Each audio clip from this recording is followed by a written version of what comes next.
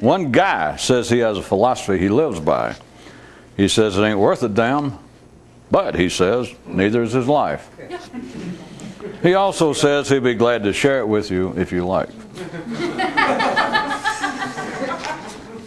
Definitions. Gossip, a poor man's substitute for history. History, a cheap man's substitute for philosophy. Philosophy, a lazy man's substitute for thinking. Other people's thinking, an excuse for not doing your own. To help keep the calendar stable and orderly, life has arranged it so that spring is real excitable and fall real calm, and then made the former anxious to take over things from the latter, and the latter not much care. The splendiferousness of this concept is that it is all based on desire and never on consummation. While adrift in a rented rowboat, a man lay back and thought, "My mind is like the days of the week. Well, except for my better states of individual awareness, which are more like national holidays and extended weekends." Yes, concluded the city's neural sales pitch, why purchase when you can lease? Once upon a time, a certain woodsman in a misty forest, who for many years had lived, worked, and reflected alone, suddenly fell into a mythical trance and was freed from the confines of everyday perception. And when he had sufficiently regained a sense of self-consciousness, he looked afresh at his own mind, which was in a totally new state of neural excitement, and said to it, "Are you now awake, or is that a gun in your pocket?" And was also struck by the cosmic distances between established and surprising allegories.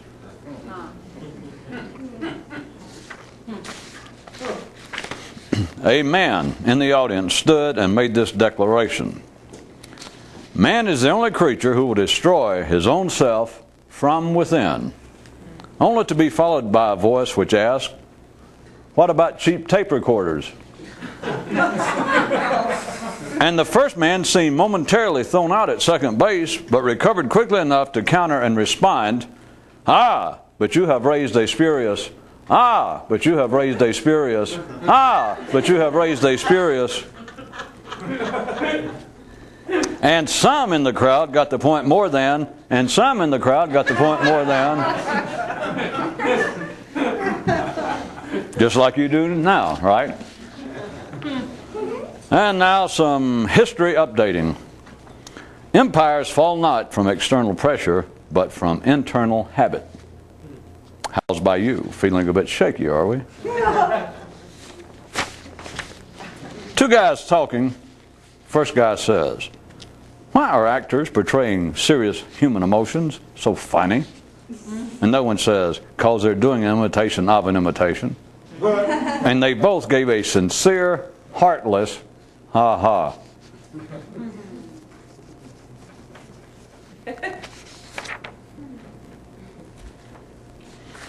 In a civilized land, everyone thinks the same thing, even if they disagree. While in a neurally mystical kingdom, no one thinks what anyone has, more than once. Bumper sticker spotted on the back of Elmore's Comet. The true joy of being catatonic is that it requires no effort. In a momentary fit of childish spite, as Adam was leaving the garden, under certain duress, he spat back, "Ha! This doesn't bother me. I'll be able to sleepwalk my way through this new existence." And a voice replied, "Hey, you got it, Charlie." Cosmic neural query. Why would a man already on a tricycle ever want a bicycle or a plane ticket? Yeah, answer me that. You mean like either add one or cut one out? Yeah. Today's myth. Once, everyone was satisfied. Then life said, "Well, speak up, any complaints?" And soon, everything changed. For most. Well, a few learned to shout in a silent language. The only real morality is staying alive, which is why life has no sexual morality. Today's life update. Brahma said to Vishnu, "Hey, lighten up. It's only mortals who are supposed to take this shit seriously." Yeah.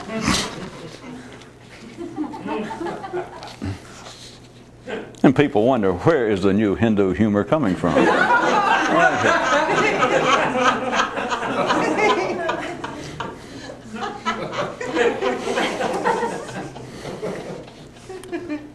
When this one man's consciousness had forged far enough ahead, he arranged for himself personally to have the good old days permanently, totally canceled. One man says he's about come to the conclusion that everyone else is not as dumb as they seem. He says they've got to be pretending.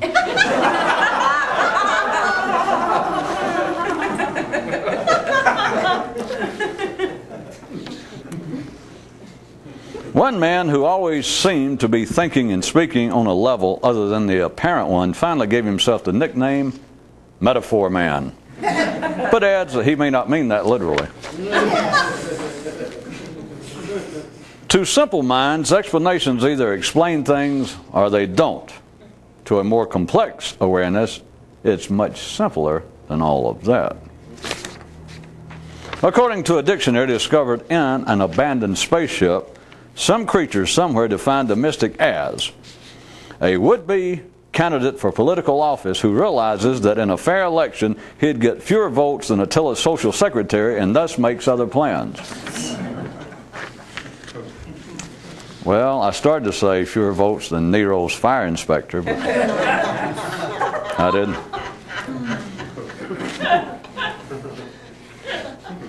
Or Takamata's manners instructor. This one chap is apparently beginning to comprehend what civilization is all about, for he says he now suspects that if people understood why they are as they are, they would no longer be as they are, and that living together in bunches seems to assure this won't happen. Quoting the words of others affords the ordinary the joy of singing without the need for talent.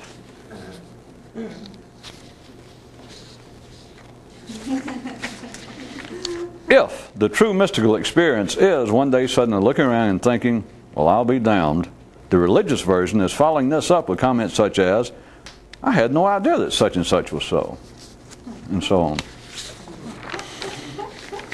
Our uplifting thought for the day comes to us this time from an out-of-town visitor who offers this inspirational observation. Anyone who must drown their troubles in drugs and alcohol deserves to drown. Thank you very much for sharing this with us, I'm sure. One way to tell that someone still doesn't understand life is that they still want to repair man. The mystic's approach. If you can't fly anyway, then jump from the top floor. The less bright among you might care to check with the Metaphor Man before going in further with this.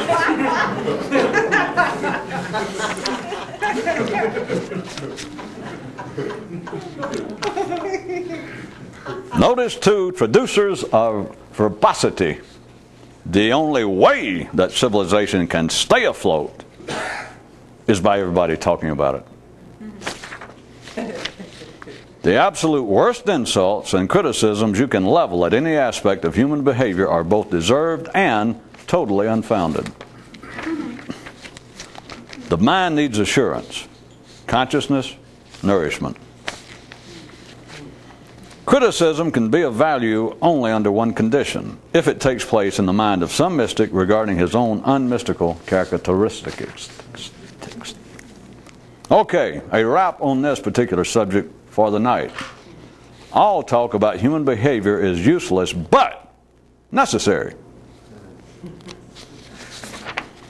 Civilization, the string.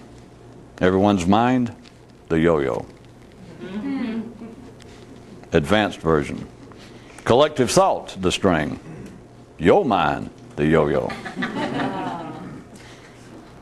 Advanced mystical version. Everything's the string. Your consciousness, the string cutter. Note, Anything partisan is not creative. And now for today's parting shot, for all of you who would rather be shot than be unable to depart. If you still think that there's anything mystical about the mystical, then you still don't get it. And P.S. The way you can tell that a mystic is grown up is that he pretends to be all grown up.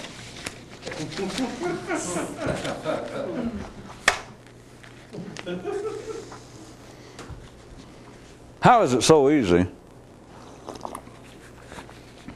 if someone understood what they were doing and talking about, how is it so easy to talk about what has for thousands of years been considered one of the most important, sacred, with a small c, a nonpartisan sacredness, that is the mystical, the enlightenment, some kind of supreme understanding, some sort of initiation into the mysteries. How is it that if anyone understood that, they could talk about it as casually as some people I know? How could it be treated in such a way if everyone else has treated it?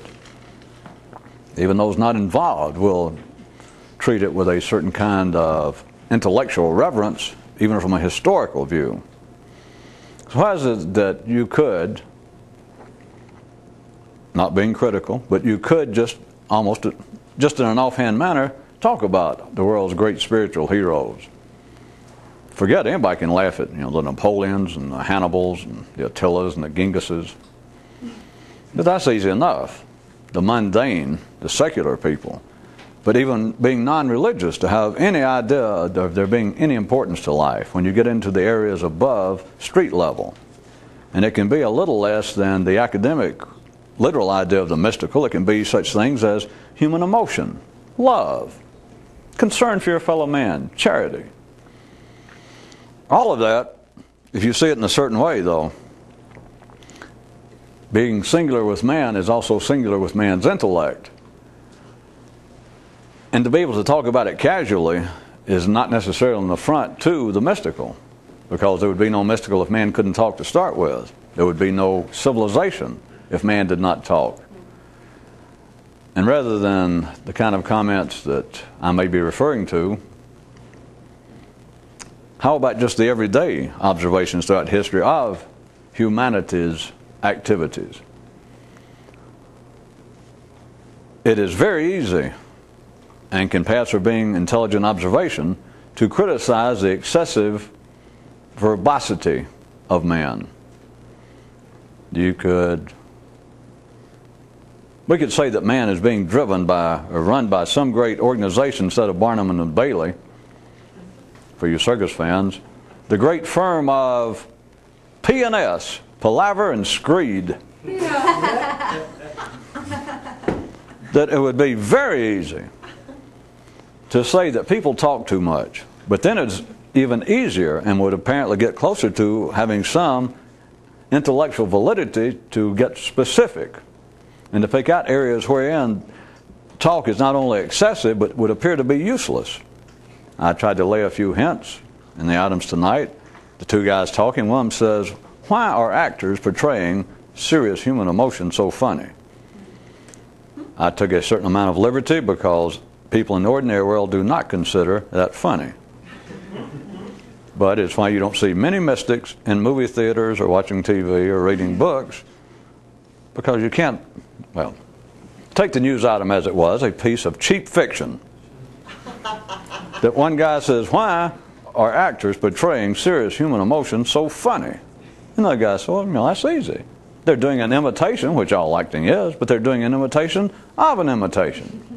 And they both gave a sincere, heartless, ha-ha. If you look at the two worlds as I have been denoting them, limning them to be the level of consciousness from here down, this physical survival and the neural level of man and the needs and nourishments possible. I have also been laying out little pre-landmines having to do with the fact of, at the physical level, the amount of nourishment, the type of nourishment. Scratch the amount, the type of nourishment is not actually open to much question. It's not open to any real form of improvisation. That if you're going to be sane and live out your actuarial average length of time, you just you do what's necessary physically. And anything beyond that is a very cheap and, to a mystic, problematic hobby. To go around running is one thing, but to be running and simultaneously taking your blood pressure and checking your vital signs, that is no fit hobby for anyone who has any intelligence. So there's really no area for exploration. There's really no area to reasonably, intelligently talk about variations. It's just from here down, if you're sane, you are the bourgeoisie. We all are. You are just crude. You are Mr. and Ms. Jones, and you're supposed to be. From the level of consciousness up, you have got a different story, you would think. And it's different on this basis. That's still talking about the ordinary, sane people, those who keep the world stable, those who run the prisons of life, the decent people, not us kind of, well, let's not go into that, the decent people, the guards and the prisoners, dancing and changing positions and uniforms right before your very eyes. From the level of consciousness up, that is neurally, what they take for nourishment, if that was comparably transferred back to the physical level, we would have all been done for before we were here. It would be suicidal. That was, as always, a gross overstatement of the facts, but that's what I'm paid for. Not grossly, but from the level up, from the level of consciousness up, humanity, from one view, not just my view, but from a view outside that level, beyond that level, will settle for the absolute minimum. And if there were more available, which is open to some question, we'll get into in a second maybe,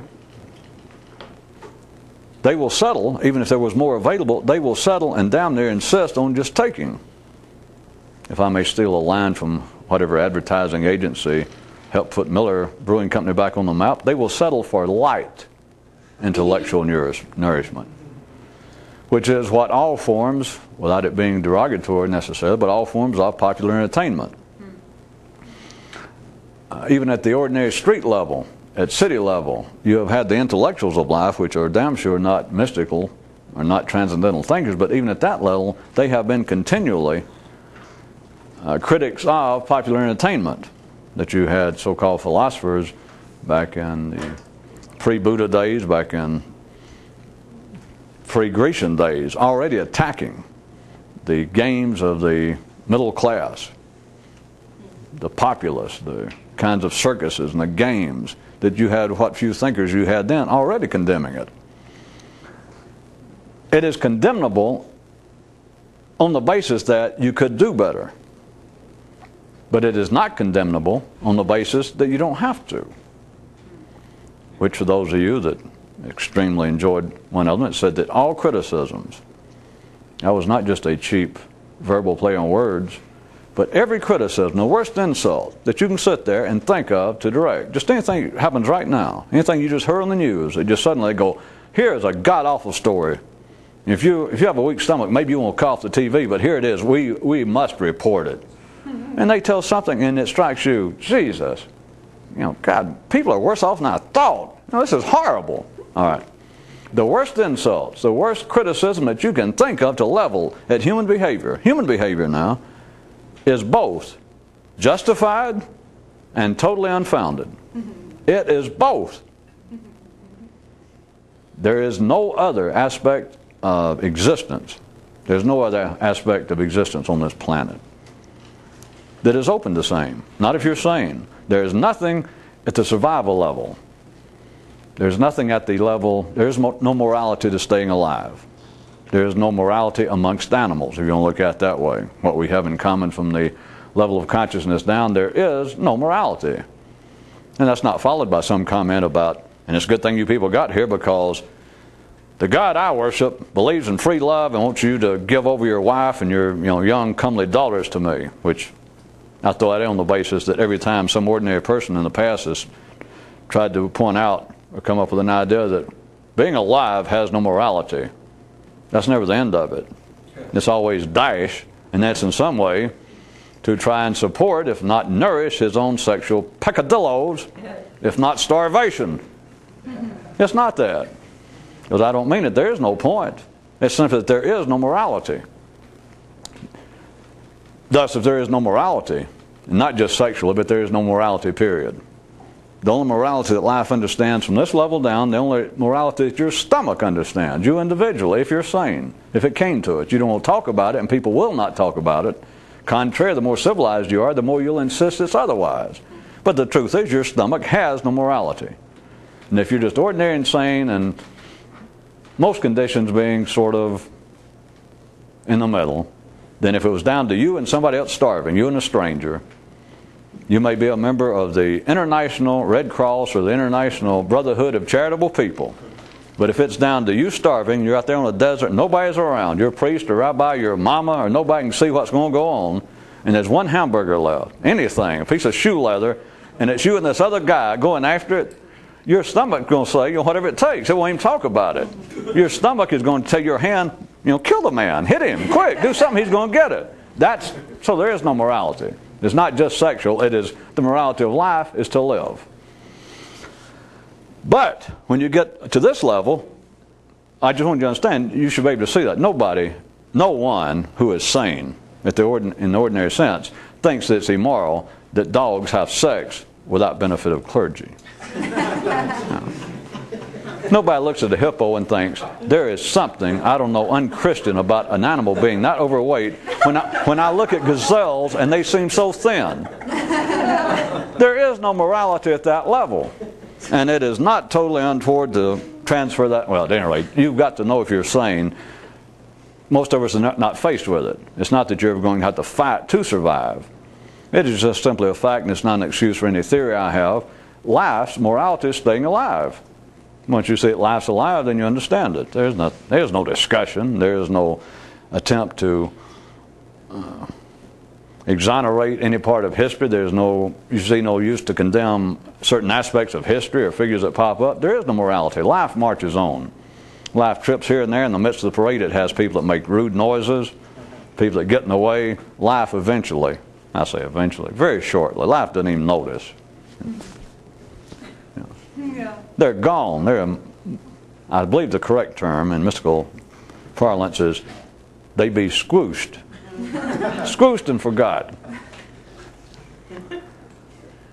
But from here up, it is part of being conscious, it is a continual feeling of that you should be critical, that you should be helping your fellow man or helping you. You should be criticizing. You should be offering your insight to tell other people how to do better.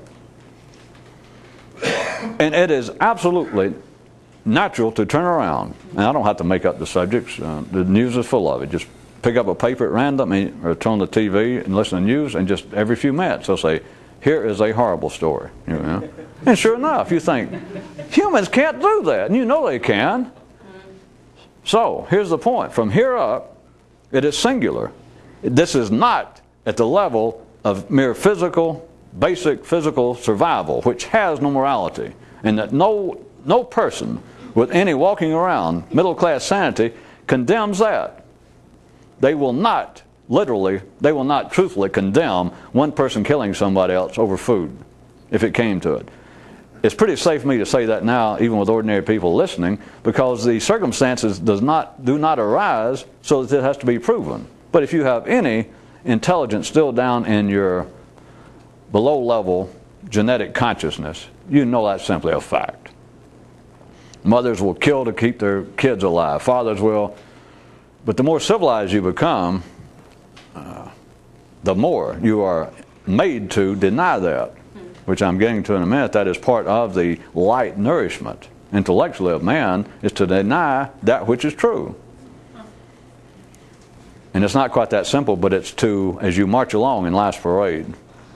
See, that's a joke. As you march along, remember, you're carried along. But I know, it seems like a march. You tell people they're carried along and they want to whine and go, I'm 55. Look at the corns on my feet. Look at all the ways I've been bumped. Look at all the hardships I've had. Well, I'll try to go on.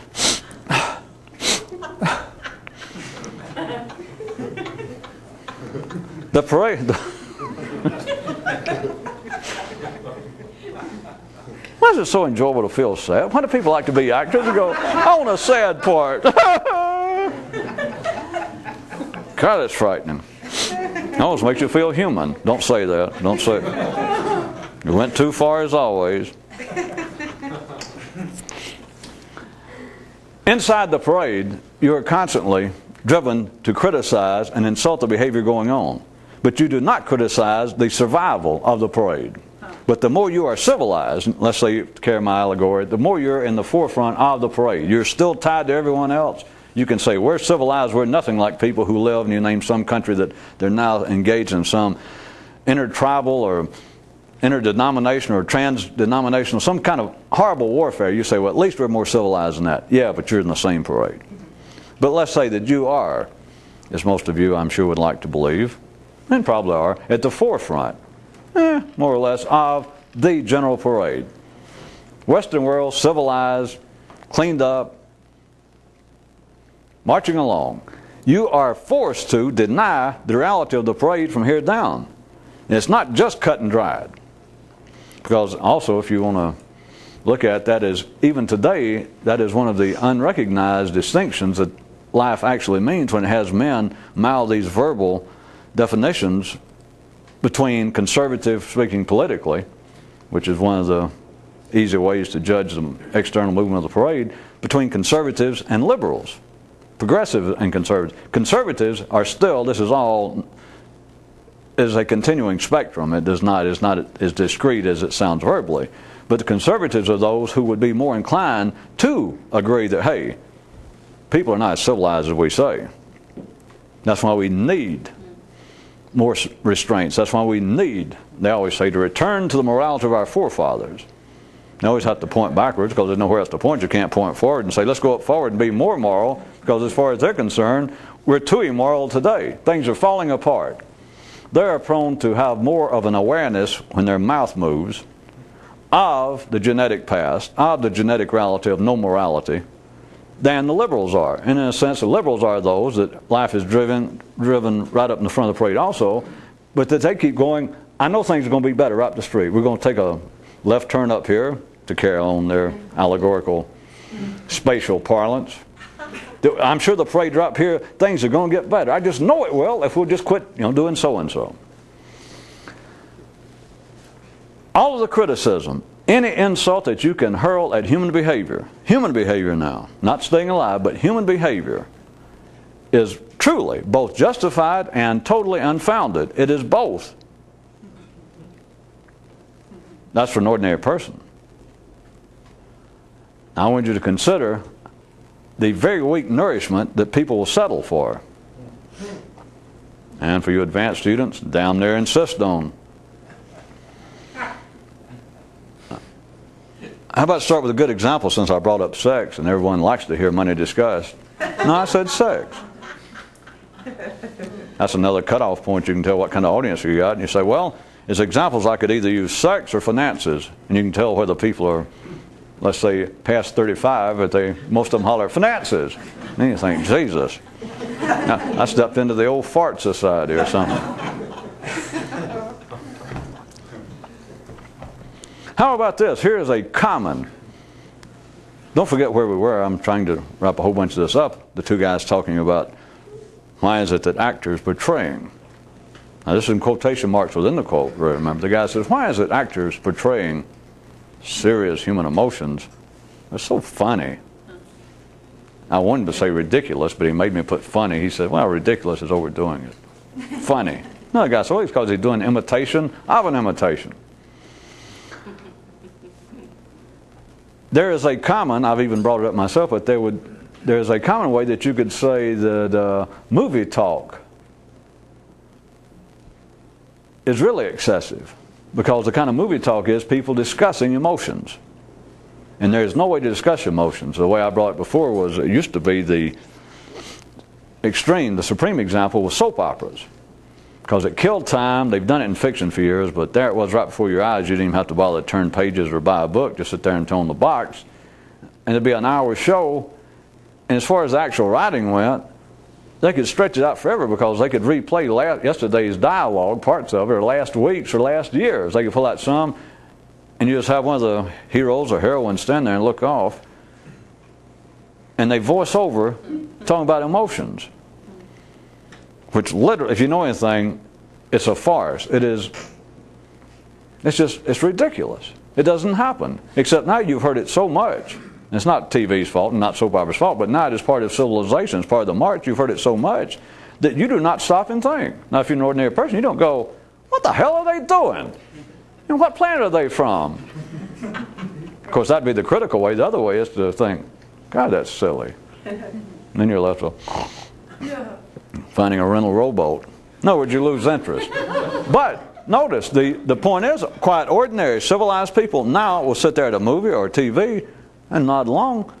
In other words, a new made-up reality is now taken as reality. That here it is, the person looking out as Fred walks out of the room. And Virginia, when he leaves, she just looks. It doesn't take a lot of emoting, but you look around, you do things, and her voice goes, how could Fred treat me that way? I have talked to him so much about how a man should be more vulnerable and let his emotions show it, but I can see he's being hurt by some previous abuse in his life, and I know that if I could just open up, or if he could open up more, it would empower him, and we could get on some sort of level playing field, and we could relate more. Now, I know you laugh because you think, but you will sit there. If you got and pay your money or turn on TV and you're in that regular, God love it, catatonic state of being, what they call it, humanly conscious, you're to the point now you go, yeah. Don't go, yeah. Not if you're trying to learn something. All you got to do, there's nowhere to look. You don't have to go to a psychiatrist. You don't have to go check with somebody. All you got to do is go, do I ever do that? And the answer is no. But you will take that going on. Well, yeah, you don't find anything strange about it. But again, at least you think I'm picking on soap operas. People go out and listen to political speeches. They go out and they go to schools and universities.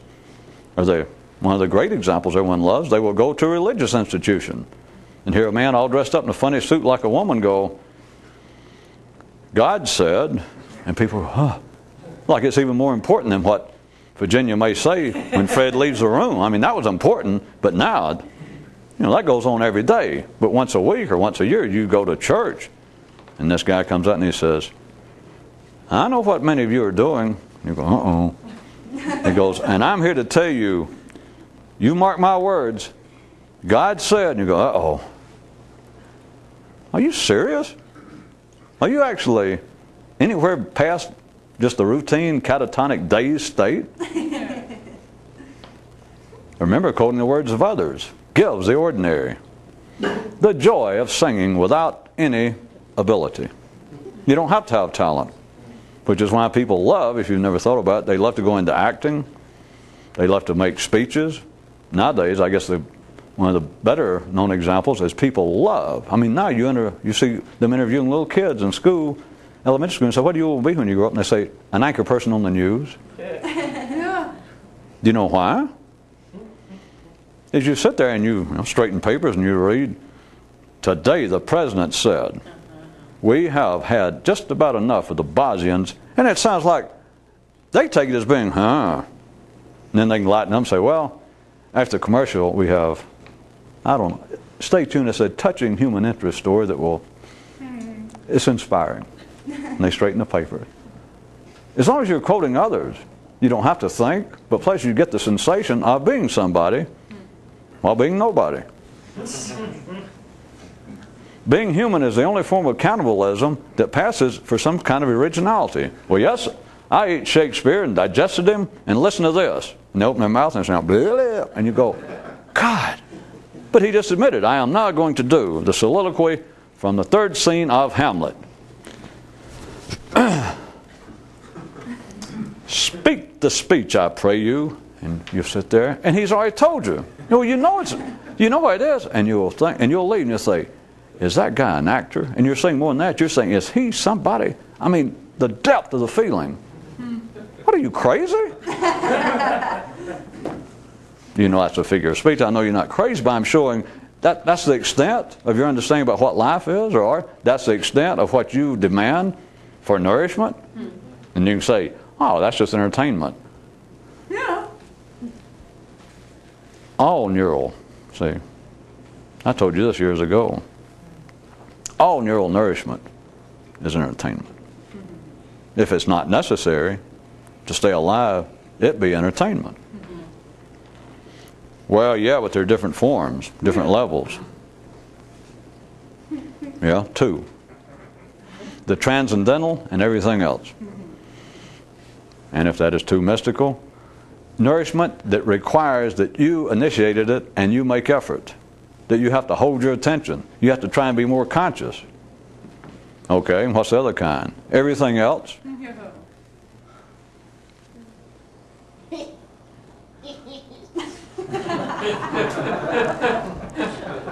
Well, could you give me an example? Well, all right. How about watching television? Another one. Reading? Well, listening to other people talk? Yeah. Did a point get made? That is light entertainment. That is also light nourishment. I was going to, back to my pick up on the thread of sexual, how it's all connected. How about this? Two people are attracted on the basis of hormones. I didn't put that forth as some sort of alternative story. If two people are attracted, it's on the basis of hormones. And they perhaps will stay together, very common, and have almost nothing to nourish one another with above, and by hormones now, you remember I'm using simultaneous or synonymously with the bowel survival level, and have almost nothing with which to nourish each other, neurally. I mean, it's very common. The example being, it's probably somewhere in your families, but it's very common, as you know, people complain at each other like, God, I'm so sick of my husband or my wife. And we sit around, all we do is watch, we got nothing in common. Of course, you're already into the area of absolute useless but necessary talk already. But the other person goes, well, why do you stay with them? And now we're getting to the extreme. We're getting to a higher level of useless but necessary talk because he doesn't know why. Or if you want another way, from the level down, he knows why. I left a fucker, a screwer, sorry. Left out, it's hormones, it's sexual. We got all these people that have something against on these cable companies against good Middle English. Or was it Middle Old English or Old Middle English? Anyway, it was an honorable old word until all these cheap comedians got hold of it. Or until people came up with the idea of, well, let's make love. Oh, you mean, yeah. Let's make love. I mean, it's two syllables, whereas they had it down to one good, perfectly good syllable that everybody, you never mistake that word for anything else. The F word, I mean, you never go, you know, what, Frankfurter? Or, you know. I submit it was a very good word because it's very important. It's like eat. You don't ever mistake that if you were starving. If it was back 6,000 years ago and you're a caveman wandering around and one of your neighbors saw you and hollered, hey, would you like to eat? You never go, you know, would I like some feet? You don't, there's some words, you know, you don't mistake them. Or somebody holler, you want to, but you don't make love. Anyway. We're getting to the point. Huh. Part of what civilization is must be incessantly talked about. It's useless from one view, but it's necessary. And here we go. Here's an example. People are, if they're drawn together, what is normally called love in our day and time, but it's no big secret. The Greeks and people before that were already talking about on the basis that you don't know why. Or the old, even pre-Grecian story in the West of the gods splitting people in two and all that, and there's stories in other parts of the world. It is simply you do not know why. If you're in love, as you call it, with somebody, it's hormonal. Your genes, sex, simply drove you to that person. You were just staying in a room or in a football stadium. 70,000 people, and for some reason you just glanced around, and normally your eyesight's not that good, and they suddenly, this girl or that guy, but especially girls, I mean a guy for the girl, nature arranged it where, you know, a woman can look around and, you know, whatever is available, you know, it's like, well, what the hell? You do what you got to. Not that she understands, but it's her genes going, well, hey, you know, when in Rome, take a Roman. When in Spain, get out your tango shoes, flamingo boots. People drawn together, hormonal. People drawn together at the survival level, no talk involved. But being human, what's the first thing you got to do? Is you immediately talk. It's what makes some of the things funny. Like, let's take it from a man's view. You women understand it, so I don't have to keep saying it. It's like you have a wider area of discretion. It's not because you're smarter, by the way, so at least any of your head begins to blow up like some kind of cheap Thanksgiving Day. It's just that your genes are more open to, well, you're saying at a bar somewhere and you might like him best and he wanders off.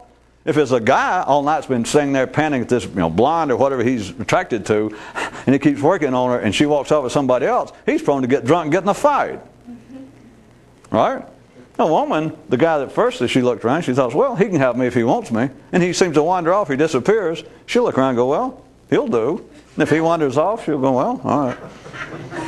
Now, I know for you guys really from the South, or you serious drinkers, I know that there's a male version known as all the women get prettier at closing time. But it requires a man get drunk. That is the one he wanted, goes out, he has to seriously get up here, he has to pour booze onto the genetic disappointment of the one he wanted leaving, and then he might turn around and take his second choice or whoever is left. But a woman do it perfectly sober. Well, you got to look at the economics. You got to look again at the wisdom. In one sense of life itself, if she thinks, all right, he's got me if he wants me, I like him. And if he wanders off, she doesn't get drunk. Everybody knows that. If a woman falls into that kind of pattern in life, everyone around her knows that she is, I'll go ahead and use their word, she is extremely dysfunctional. She had a genetic wreck somewhere in her path, because that's not right. A man, you kind of think, well, hey, he's just a man. Guys do weird shit like that. But a woman, she thinks, well, I like him. He can have me, and you wink, and he wanders off, or he gets drunk, and falls down. The woman doesn't go, oh, my heart's broken. She just goes, well, who else is here? That is the genes of life. At any rate, back to people are attracted.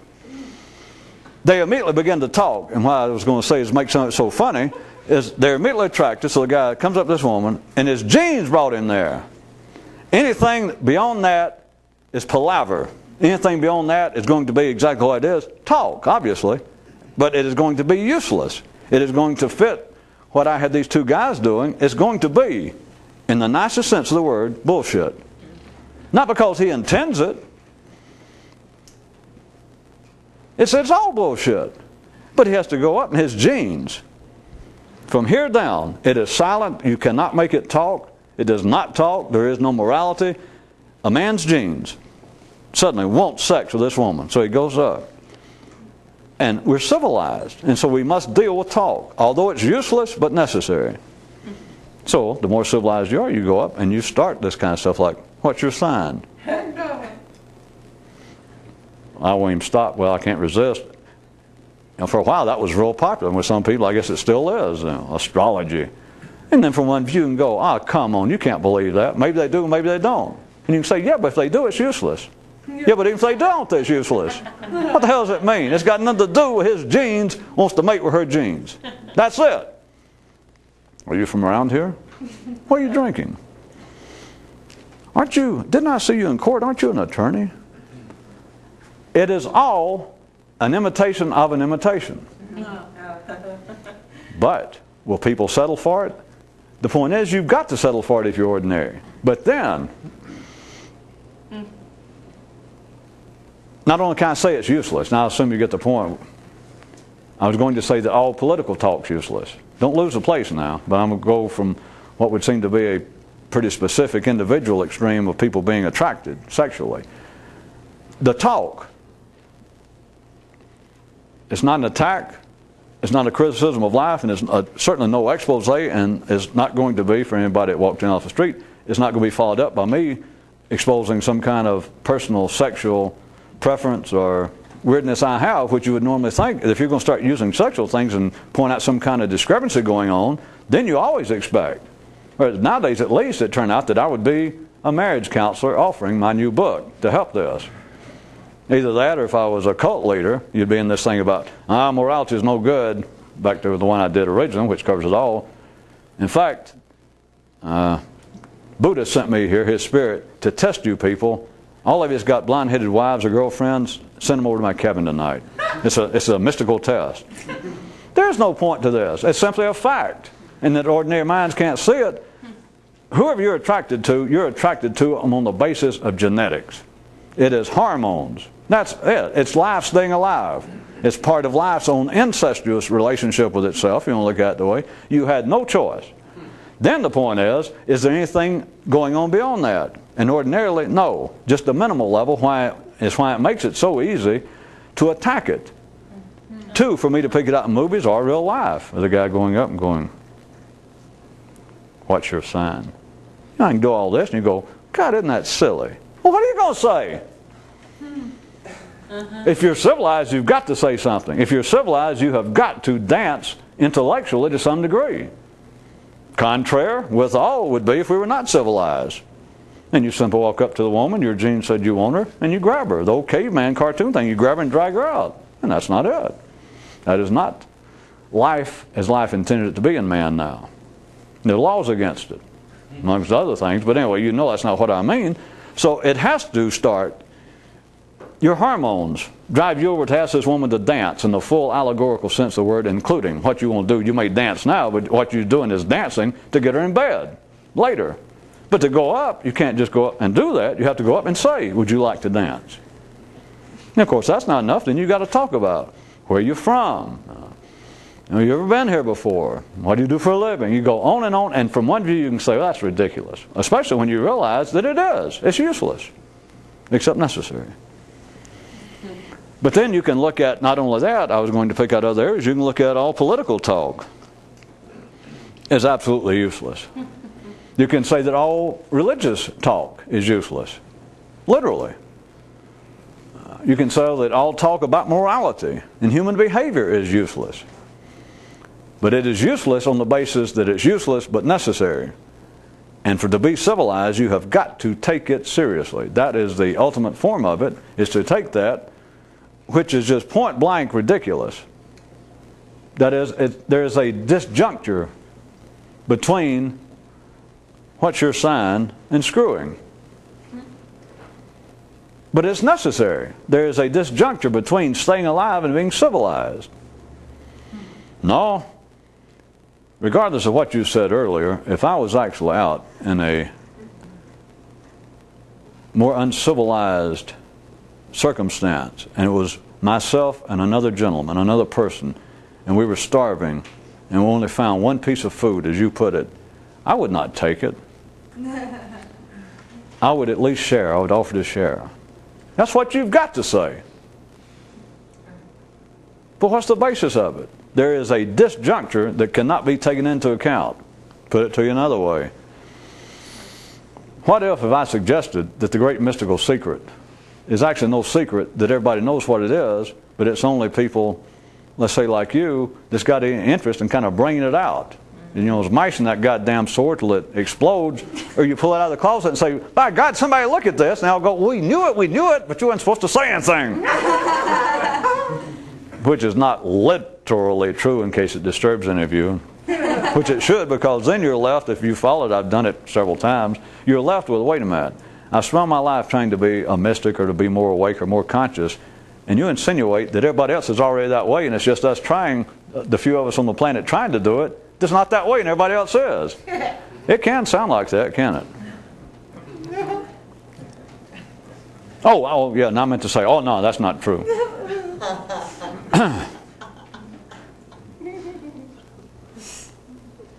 Oh, what was I talking about?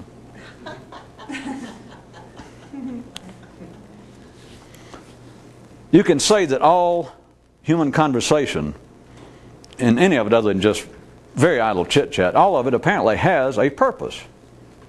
The people, and one of the most common purposes I was starting out with, is apparently trying to convey emotion, trying to tell your fellow person how you feel, trying to tell your children how much you love them, trying to tell your loved one, your mate, your sexual partner, how much they mean to you.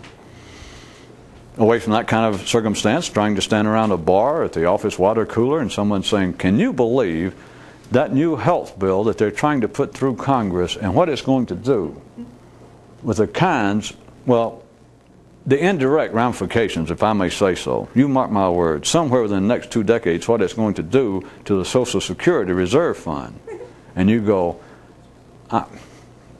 my sentiments exactly.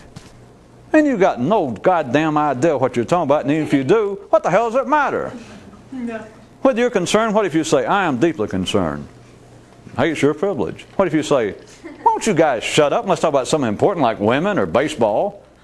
Does it matter? Of course, I'm as always assuming by the tape gets along this far that anybody that might be half tuned in would have turned off so we don't have to worry about it. No. If you're ordinary, yeah, it matters. It's useless, but it's necessary. You have to say, well, yes, it does matter. Well, if you say so. But all you're doing is giving an absolute, point-blank admission of your simple-mindedness. That's all it is. And there is no way to debate it. And as you should have noticed throughout history, you do not have the Buddhas and the Jesuses and the Confuciuses coming forth and making statements that point-blank. Well, maybe they did, but notice this. They didn't get written down. Yeah. They didn't get reported. No. They all come out saying like Mother Teresa crossed with Albert Schweitzer. Right. Remember, I already told you last time, the way you can tell that a mystic cares is that he pretends he cares. See, last time I liked it. When I did it, we didn't get any laughter, and I didn't read it. I put a little sarcastic twist there at the turn in my voice, if you were noticing. But that was not really the basis of it. The way you can tell that a mystic cares is that he pretends to care. And that could sound like, well, boy, that's weird. No, it's not. That's the only way everybody else cares. But I just pointed it out. See, everybody else, they don't believe that. My same guy that said, nah, contrary to what you said, if I was out starving like on a rowboat or on a desert island, there's only one piece of food, I would share it with my fellow man. It may be, but he'd be faking. He's faking now to say it. It's not his stomach saying it. It's not life directly talking. It's life being filtered through the civilized mind of man. And I was simply pointing out a mystic. Now, never mind. You figure it out. The way you tell he cares, he pretends to care. Like everyone else, except he pretends to care. I just brought it out. Everybody says, I'm not pretending. I'd die for my wife. For those of you that don't know it, there was it's a kind of a colloquial. It happened in the southern part of Russia. That there was a young man who was in love with this girl, and he was going to write a southern Russian country and western song. Or maybe it was a poem originally before he put it to music.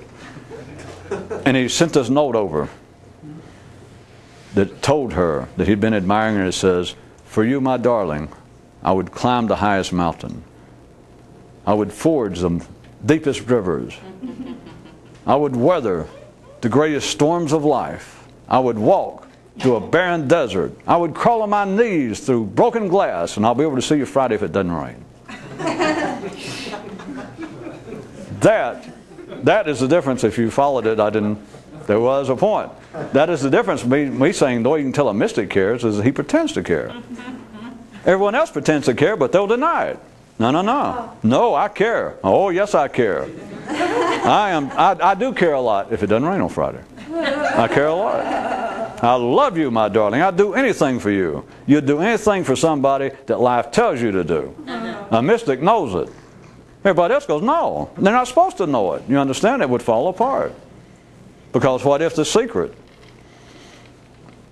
I slipped this one in a few nights ago, that there was a guy supposedly, I said it was a legend. Maybe it was. I keep forgetting why I make them up. Maybe it was a legend. It was on another world. That's right. That one guy found out what was going on, discovered the secret, and he told everybody else. You remember what happened, don't you?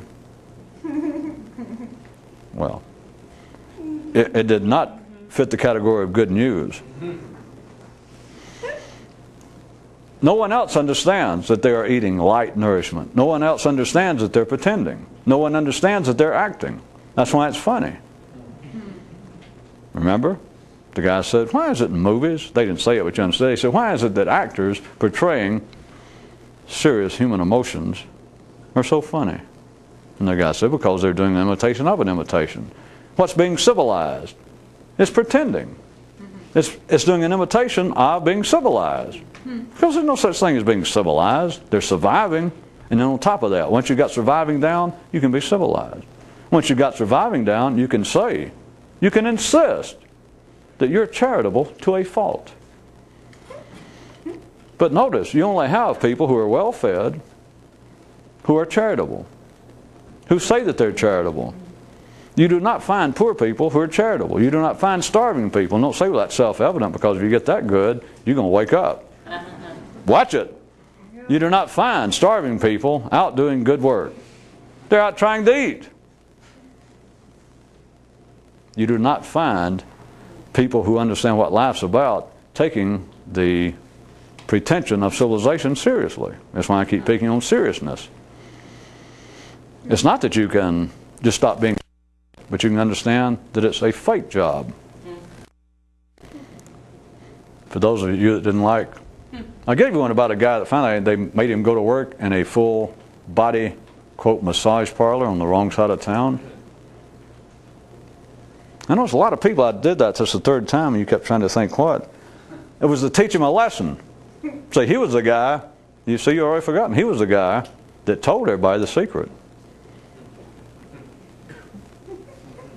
Don't you remember? That was just 2 minutes ago. I brought it back up again. That was his reward. After he died, according to that legend, that the gods, wherever world he was on, wherever reality, they gave him a job in a full-body massage parlor on the wrong side of town, at least you don't get the point, and put him there until further notice, which could be infinity, until he learned what he had done, till he got the point. That is, you're not supposed to say that kind of stuff. And he ended up, well, I thought you'd figure it out. It ends up having sex in a way that, I don't know, you don't really have sex.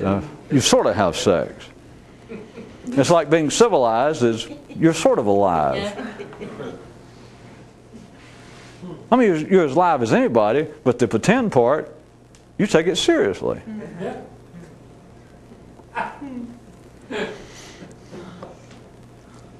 Since we're out of time, we'll stop.